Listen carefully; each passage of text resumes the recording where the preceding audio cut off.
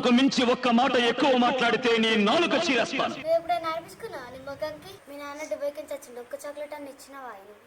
మొన్న పండుగకి నీ లంగబోనే ఈ మాట ఇచ్చినవా? పెళ్ళికి బిచ్చమైన అయ్యో నిన్నెందుకు అడిపించుకోవాలి? మేము అడిపించుకున్నాడు, నేను ఇరికిస్తున్నాడు. ఎందుకమ్మా అంత కోపం? నిజంగా చెప్తున్నానండి, ప్రపంచం అంతా దొంగన.